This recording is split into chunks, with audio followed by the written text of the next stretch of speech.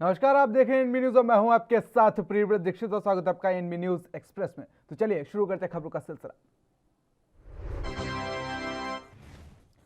पंजाब के मुख्यमंत्री कैप्टन अमरिंदर सिंह ने अपने पद से इस्तीफा दे दिया है। पंजाब कांग्रेस में चल रही कलह के बीच शनिवार को पंजाब के विधायकों की मीटिंग बुलाई गई थी। इससे पहले मुख्यमंत्री कैप्टन अमरिंदर सिंह ने अपने समर्थक विधायकों और मंत्रियों के साथ बैठक की। इसके बाद राजभवन पहुंचे और अपना त्यागपत्र सौंप दिया। वहीं सूत्रों के अनुसार वे पार्टी को भी जल्द ही अलविदा कह सकते हैं।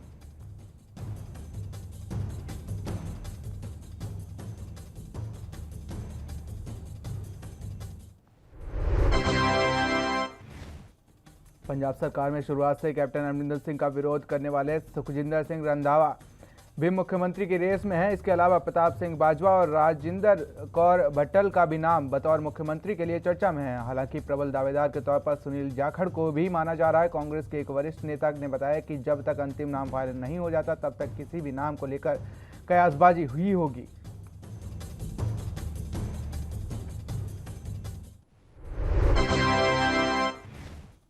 कैप्टन अमरिंदर सिंह और नवजोत सिंह सिद्धू के बीच खींचतान जुलाई में अपने चरम पर थी। इसी बीच अगस्त 2021 के दौरान विशेष बातचीत में राज्य के कांग्रेस प्रभारी हरीश रावत ने इशारा कर दिया था कि पंजाब कांग्रेस में संकट बरकरार है। तो वहीं सीएम अमरिंदर सिंह के इस्तीफे के बाद से नवजोत सिंह सिद्धू पर हमलावर होते नजर आए। सिद्धू को इमरान खान और बाजवा का खास बताया।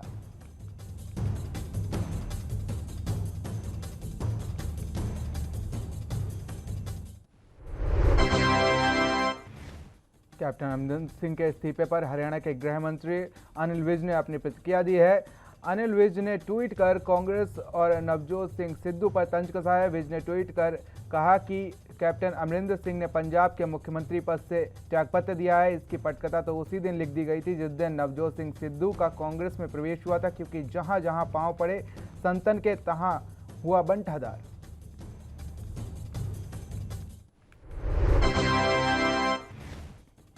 एमपी के जबलपुर में गृह मंत्री अमित शाह ने आज दौरा किया। यहां वो उज्ज्वला योजना की दूसरे संस्करण की शुरुआत करने आए थे। केंद्रीय गृह मंत्री अमित शाह ने जनजातीय महानायकों को नमन किया। साथ ही उन्होंने माल गोदाम चौक स्थित अमर शहीद शंकर शाह और रघुनाथ शाह को नमन किया। इस मौके पर मुख्यमंत्री शिवराज सिंह चौहान, प्रदेश अध्यक्ष वी डी शर्मा, गृह मंत्री नरोत्तम मिश्रा सहित कई बड़े नेता मौजूद रहे।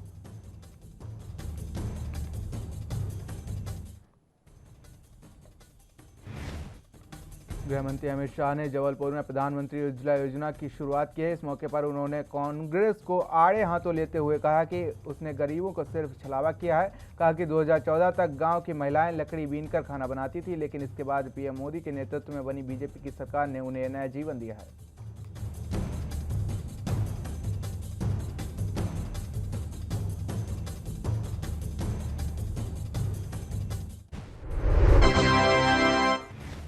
गोवा में सभी वयस्कों को कोरोना वैक्सीन की पहली डोज लगने पर पीएम मोदी ने राज्य के हेल्थ वर्कर्स और कोविड वैक्सीन के लाभार्थियों से वीडियो कॉन्फ्रेंसिंग के जरिए बातचीत की। इस दौरान गोवा के मुख्यमंत्री प्रमोद सावंत भी ऑनलाइन संवाद में शामिल हुए। प्रधानमंत्री ने कहा कि मुझे खुशी है कि गणपति विसर्जन से पहले गोवा के सभी पात्र लोगों को जीवन रक्षा की डोज दी जा चुकी है।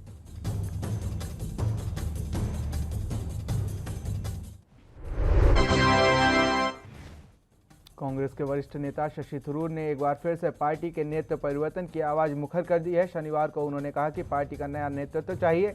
यदि राहुल गांधी पार्टी के अध्यक्ष बनना चाहते हैं तो यह जल्दी होना चाहिए। पार्टी की सत्ता में वापसी के लिए बदलाव जरूरी है। थरूर के नेतृत्व में परिवर्तन की मांग करने के साथ ही मौजूदा अंतरिम अध्यक्ष सोनिया गांधी के खिलाफ कोई बात नहीं कही है।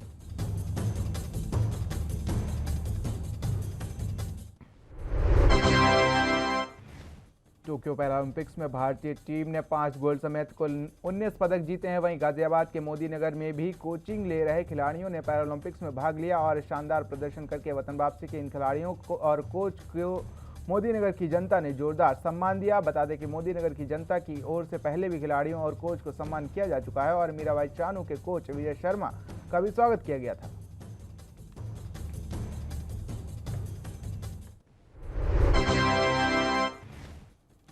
देश में आतंकी मॉडल का खुलासा होने के बाद दिल्ली पुलिस की स्पेशल सेल ने उमैद उर रहमान को गिरफ्तार कर लिया था, जिसके बाद प्रयागराज से उसे गिरफ्तार कर लिया गया। प्रयागराज पुलिस ने उमैद उर रहमान को गिरफ्तार किया है। अब उससे पुलिस और अन्य एजेंसियां पूछताछ कर रही हैं। दरअसल प्रयागराज की करेली में यह गिरफ्तारी की गई है। पुलिस को यूपी एटीएस और दिल्ली पुलिस की स्पेशल सेल ने इनपुट के तौर पर काम किया है।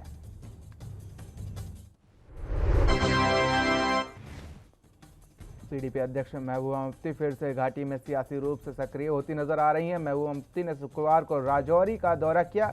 इस मौके पर उन्होंने कहा कि हमें निराश नहीं होना चाहिए। मुझे विश्वास है कि एक समय ऐसा भी आएगा जब अनुच्छेद 370 और अनुच्छेद 35A को बहाल किया जाएगा।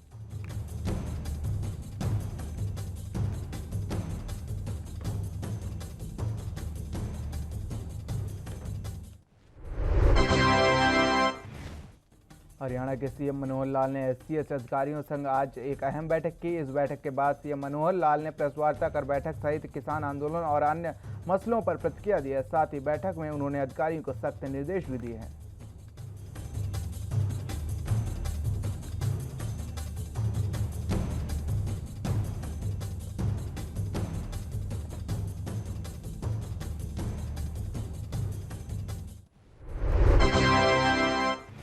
हरियाणा के पलवल में आज़ादी का अमृत महोत्सव का आयोजन किया गया, जिसके उपलक्ष्य में नेहरू युवा केंद्र सौजन्य से फिट इंडिया फ्रीडम रन 2.0 का आयोजन किया गया। रैली के माध्यम से लोगों को स्वस्थ रहने के लिए और जागरूक किया गया। इस अवसर पर युवाओं को फिट इंडिया फ्रीडम रन 2.0 की शपथ भी दिलाई गई।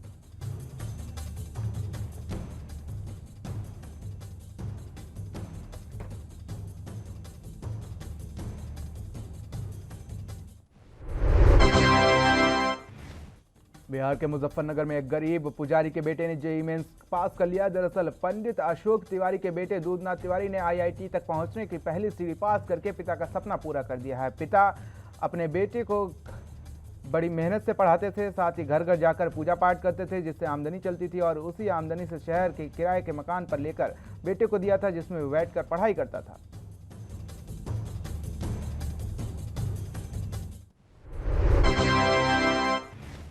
बीजेपी नेता किरीट सोमैया ने उद्धव ठाकरे पर जोरदार हमला बोला। उन्होंने कहा कि ठाकरे सरकार के मंत्री भ्रष्ट हैं। उन्होंने कहा कि सभी भ्रष्ट नेताओं को जेल की तैयारी करनी पड़ेगी। साथ ही अन्य मुद्दों को लेकर बीजेपी नेता किरीट सोमैया ने उद्धव सरकार को घेरते नजर आए।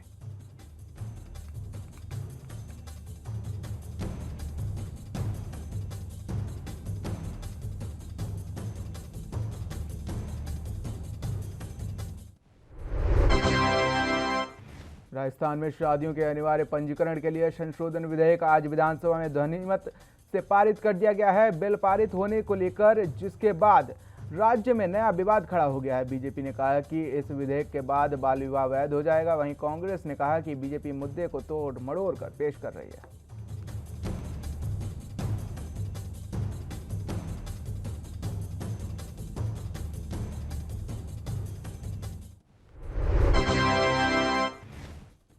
पश्चिम बंगाल चुनाव के दौरान मेगा रैलियों करने वाली बीजेपी इस बार भवानीपुर उपचुनाव में नई रणनीति अपना रही है। आपको बता दें कि भवानीपुर सीट से पश्चिम बंगाल की मुख्यमंत्री ममता बनर्जी चुनाव लड़ रही हैं, जबकि बीजेपी के प्रियंका टिवड़ीवाल को प्रत्याशी बनाया गया, जिसको लेकर उपचुनाव में बीजेपी किसी भी तरह की कमी नहीं रखना चाहती। इसलिए मेगा रैलियों से बीजेपी ने अपना फोकस हटा लिया है और बीजेपी नेता घर घर जाकर मतदाताओं से बात कर रहे हैं।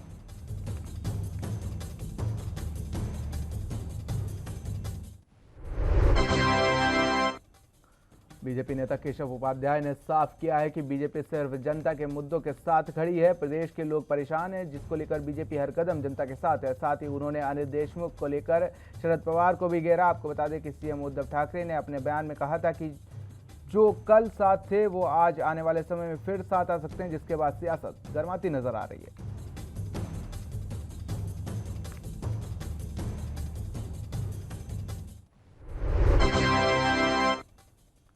कांग्रेस नेता केटीएस तुलसी ने आतंकवाद और राजनीतिक मुद्दों पर अपना विचार साझा किया है। उन्होंने कहा कि सभी को एकजुट होकर आतंकवाद का सामना करना चाहिए, वरना आतंकवाद हावी हो जाएगा।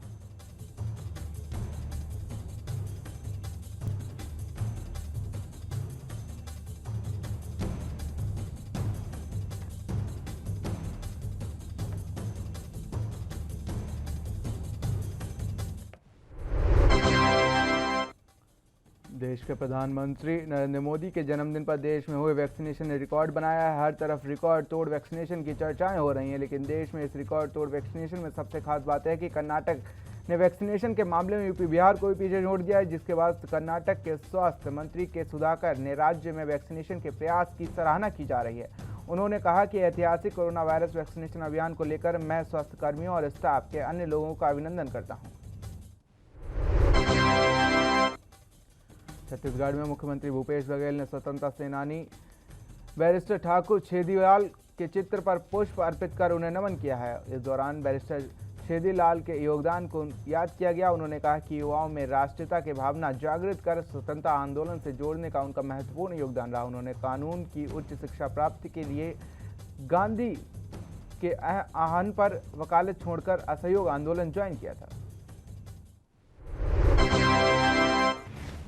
मुख्यमंत्री भूपेश बघेल ने अपने निवास कार्यालय में तृतीय लिंग समुदाय के 13 नवनियुक्त आरक्षकों से मुलाकात की। इस दौरान उन्होंने सभी को उनके इस उपलब्धि पर बधाई दी है और शुभकामनाएं भी दी हैं। सीएम ने कहा कि आप सब ने छत्तीसगढ़ शासन के तृतीय लिंग समुदाय के कल्याण के लिए संचालित कार्यक्रम और नीति का लाभ उठाकर अपने जीवन को नई दिशा दी है।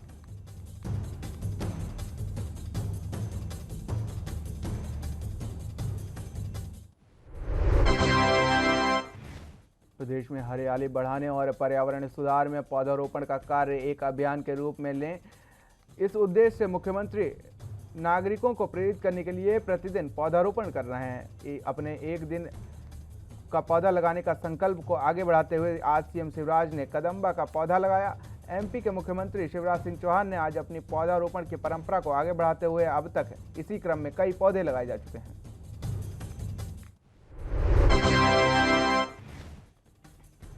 शंकर शाह और रघुनाथ शाह जी के बलिदान दिवस पर केंद्रीय मंत्री फग्गन सिंह कुलस्ते ने आज उन्हें नमन किया है।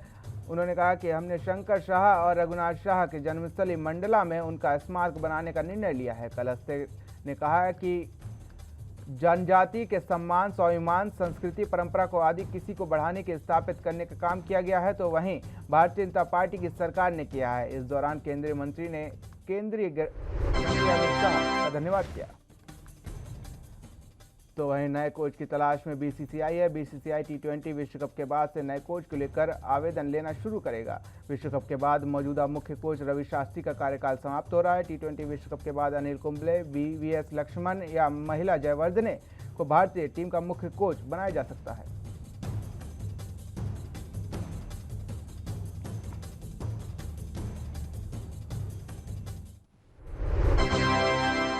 यूपी के कानून मंत्री ब्रजेश पाठक ने यूपी के बेरोजगारी दर में कमी में आई को लेकर कहा कि पिछले 5 सालों में बीजेपी के लोगों को रोजगार देने का काम किया जा रहा है और अखिलेश कार्यकाल की अपेक्षा योगी सरकार ने दुगना युवाओं को काम दिया है।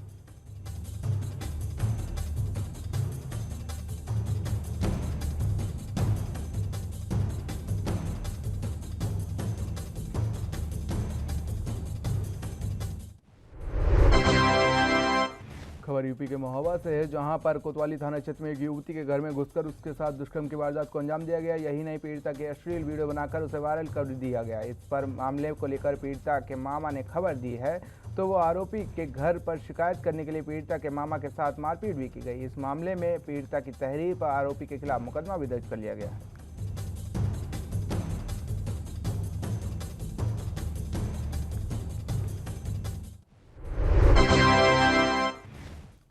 बुलंदशहर के सियाना कोतवाली क्षेत्र के पास नहर पुलिस चौकी के पास एक शादीशुदा प्रेमी ने अपने प्रेमिका के साथ मिलकर जहरीले पदार्थ का सेवन कर लिया। दोनों को सियाना के सामुदायिक स्वास्थ्य केंद्र में भर्ती कराया गया, जहां दोनों की हालत गंभीर बनी हुई है। जनपद बुलंदशहर के सियाना कोतवाली क्षेत्र के गांव हाजीपुर निवासी प्रेमी डॉक्टर ललित जनपद हापुड़ के थाना बहादुरगढ़ क्षेत्र का एक गाँव मोहम्मदपुर पलवाड़ा में अपना क्लिनिक चलाता है, जहाँ गाँव की एक युवती से वो प्रेम प्रसंग चल रहा था।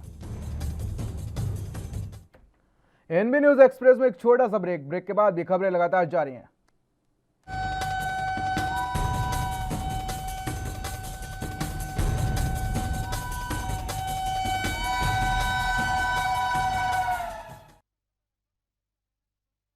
तो ब्रेक के बाद स्वागत है आपका एनबी न्यूज एक्सप्रेस में। चलिए रुक कर लेते खबरों की ओर। नैनपुर तहसील के अंतर्गत पदस्थ राजस्व निरीक्षक योगेश्वर बरकड़े लोकायुक्त जबलपुर में पटवारी कार्यालय में रंगे हाथों पकड़े गए। शिकायतकर्ता सुभाष जघेला ने बताया कि लगातार 1 वर्ष से डायवर्जन के नाम पर योगेश्वर बरकड़े 28,000 रुपए की मांग कर रहे थे। पैसे न देने पर उन्होंने डायवर्जन नहीं किया, जिसकी शिकायत पर उन्होंने लोकायुक्त विभाग की, जिसके बाद लोकायुक्त विभाग सतर्क हो गया और आरोपी को पकड़ने के लिए प्लान बनाया।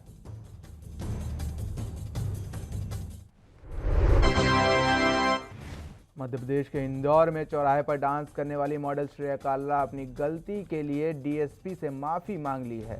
कालरा ने माफी मांगते हुए कहा कि उन्होंने गलती की है और आगे इस तरह की गलती कभी नहीं की जाएगी। मॉडल कालरा ने कहा कि उनका इरादा ऐसा नहीं था। अब वह ट्रैफिक विभाग के साथ मिलकर लोगों को जागरूक करने का काम करेंगी।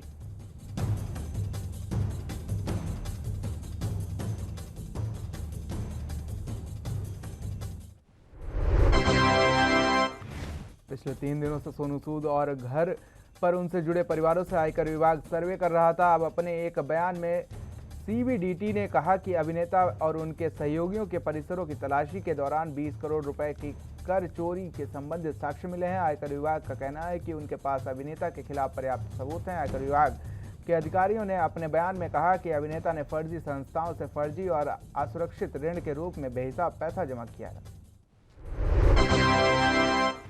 वहीं बिहार के मुजफ्फरपुर में एक गरीब पुजारी के बेटे ने जेईई मेंस की परीक्षा पास कर ली है। दरअसल पंडित अशोक तिवारी के बेटे दूधनाथ तिवारी ने आईआईटी तक पहुंचने की पहली सीढ़ी पास कर ली है। पिता का सपना पूरा कर दिया है। पिता घर घर जाकर पूजा पाठ करते थे और उसी आमदनी से शहर में किराए के मकान लेकर अपने बेटे को पढ़ाते थे। उसी मकान में जमीन पर बैठकर दूधनाथ ने सेल्फ स्टडी करके जेईई मेंस पास कर लिया है।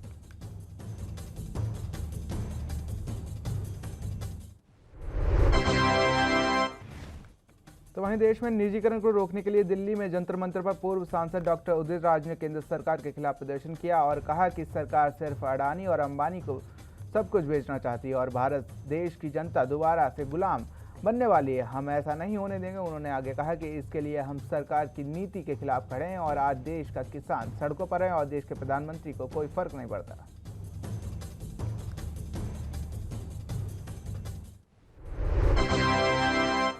बठिंडा पुलिस की ओर से एक आईएसआई के एक एजेंट को गिरफ्तार कर लिया गया है, जिसका नाम गुरविंदर सिंह बताया गया, जो हरियाणा का रहने वाला है और बठिंडा की एमईएस में चपरासी की नौकरी करता था। आईएसआई एजेंट खुशदीप कौर के हनी ट्रैप में फंसकर गुरविंदर सिंह की ओर से भारतीय फौज की गुप्त सूचना फेसबुक और व्हाट्सएप के जरिए खुशदीप कौर को दी जा रही थी। पुलिस की ओर से अन्य धाराओं के तहत मामला दर्ज कर लिया गया है। कोर्ट में पेश करते हुए कार्रवाई शुरू कर दी जाएगी।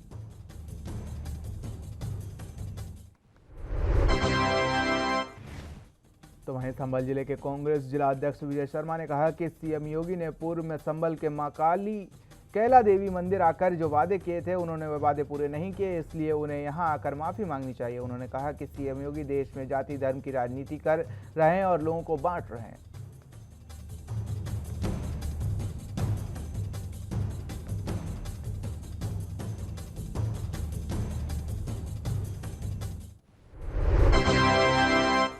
मुट्ठीगंज के बहादुरगंज से एक खबर सामने आ रही, जहां पर उत्तर प्रदेश कौशाम्बी प्रयागराज के रघुराज प्रताप सिंह राजा भैया कैबिनेट मंत्री नंदगोपाल गुप्ता ने टिप्पणी की थी, जिसके चलते फिर राजा भैया समर्थकों ने भी कैबिनेट मंत्री नंदगोपाल गुप्ता के घर के बाहर हंगामा खड़ा कर दिया और सुरक्षा कर्मियों से भी नोकझोंक हुई। सूचना पर कई थानों की फोर्स मौके पर पहुंची और मौके का जायजा लिया। वहीं हंगामा करने वाले 4 लोगों को पुलिस ने हिरासत में ले लिया और छानबीन जारी है।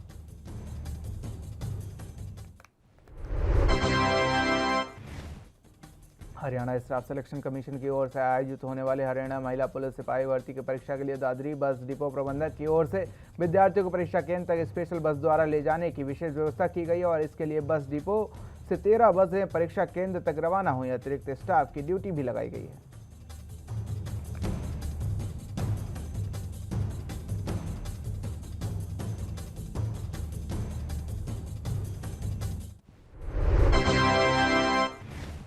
शिवसेना ने अपने मुखपत्र सामना के जरिए भारतीय जनता पार्टी पर तंज कसा है। सामना में छपे लेख में कहा गया है कि जेपी नड्डा को बीजेपी का राष्ट्रीय अध्यक्ष बनाए जाने के बाद से पार्टी में लगातार बदलाव हो रहे हैं। प्रधानमंत्री मोदी का मन में जो है वो जेपी नड्डा के जरिए करवाया जा रहा है। नड्डा के ही जरिए उत्तराखंड व कर्नाटक के मुख्यमंत्री बदले गए। गुजरात का मुख्यमंत्री भी एक झटके में बदल दिया गया। वहीं तो पूरे मंत्रिमंडल का नवीनीकरण भी कर दिया गया।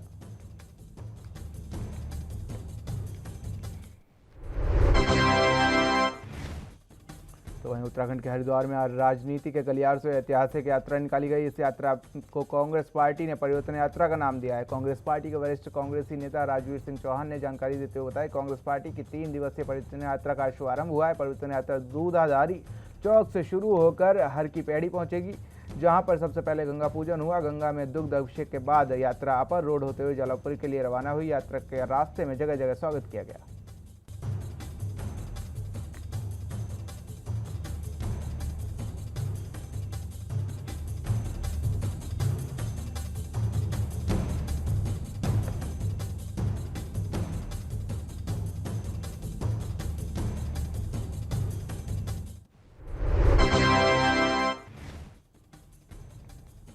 खबर अल्मोड़ा से है, जहां पर 2200 वन पंचायतों के जर्जर अभिलेख तैयार होंगे। इसी को लेकर वन विभाग लगातार तैयारियों में जुटा हुआ है, जिसके बाद अब अल्मोड़ा का वन विभाग जो है वो सुर्खियों में है।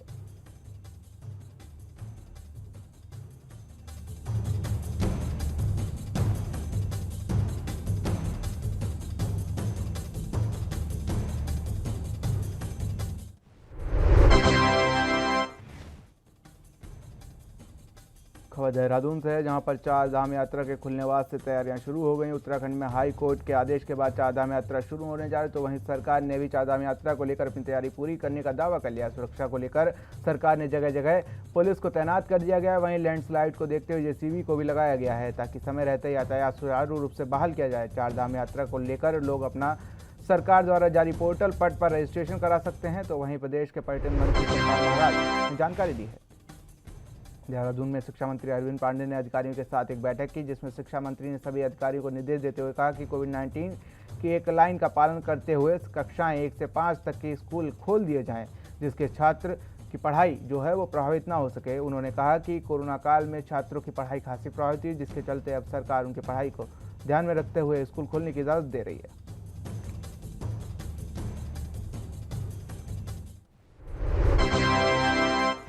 कुमाऊं के बाद आज द्वितीय चरण में कांग्रेस परिवर्तन यात्रा हरिद्वार में निकाली गई। यात्रा की शुरुआत से पहले पूर्व मुख्यमंत्री हरीश रावत की बेटी अनुपमा रावत हरिद्वार पहुंची। उन्होंने कहा कि कांग्रेस परिवर्तन यात्रा निकाल रही है और जिस तरह से रुझान प्रत्येक विधानसभा सामने आ रहे हैं, उससे साफ पता चलता है कि प्रदेश की जनता अब प्रदेश में परिवर्तन का मन बना चुकी है। उन्होंने कहा कि जनता के अंदर बीजेपी और उसके सरकार द्वारा बढ़ाई गई महंगाई के प्रति रोष है।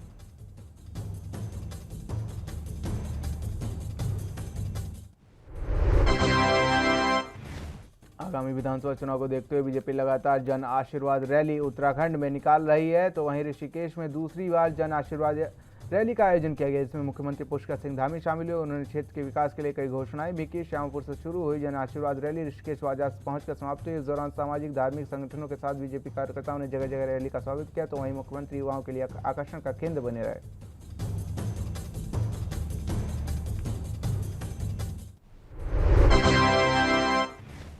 पटियाला से सांसद परनीत कौर ने पटियाला के जिला न्यायालयों में 34 लाख रुपए की लागत से यादवेंद्र परिसर का नवीनीकरण के बाद अधिवक्ता मंडलों के साथ लगाई गई नई लिफ्ट को जनता को समर्पित किया। इस मौके पर जब उनसे पूछा गया कि क्या वो चंडीगढ़ में होने वाली विधायक दल की बैठक में जाएंगी, तो उन्होंने कहा कि वो विधायक दल की सदस्य नहीं, वो चंडीगढ़ जाएंगी।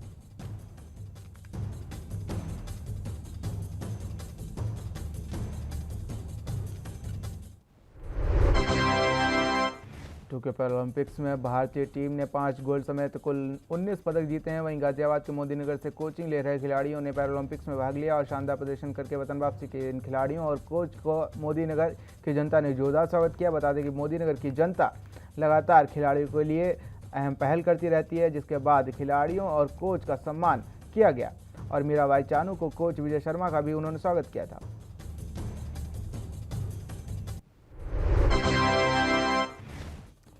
पंजाब पुलिस ने शुक्रवार को खन्ना के रामपुर गांव में छापेमारी के दौरान प्रतिबंधित गैरकानूनी संगठन सिख फॉर जस्टिस के एक अलगाववादी मॉड्यूल का भंडाफोड़ किया है, जिसके 3 सदस्यों को उनके कब्जे से रेफरेंडम 2020 गतिविधियों को बढ़ावा देने वाले लाखों अलगाववादी पर्चे बरामद करने के बाद गिरफ्तार किया गया। SFJ की जुलाई 2019 में भारत सरकार की ओर से अधिनियम के तहत पंजाब के अलगाववादी में हिंसक उग्रवाद को बढ़ावा देने के साथ साथ सिख रेफरेंस फंड के तहत प्रतिनिधित्व किया गया था। पश्चिम बंगाल में बीजेपी को एक बड़ा झटका लगा है। मोदी सरकार में कैबिनेट मंत्री रह चुके सांसद बाबुल सुप्रिया ने टीएमसी ज्वाइन कर ली है। उन्होंने कुछ दिन पहले ही बीजेपी से इस्तीफा दिया था। टीएमसी सांसद अभिषेक बनर्जी और डेरेक ओब्रायन की मौजूदगी में उन्होंने तृणमूल कांग्रेस की सदस्यता ग्रहण की।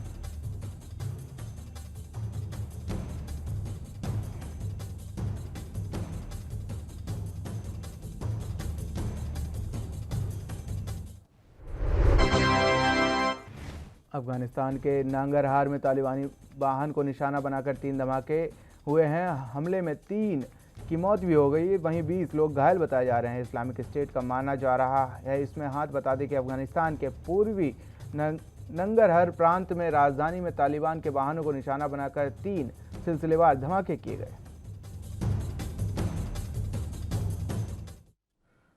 तो एनबी न्यूज एक्सप्रेस में मेरे साथ इतना ही। लेटेस्ट अपडेट्स के लिए बने रहिए एनबी न्यूज के साथ।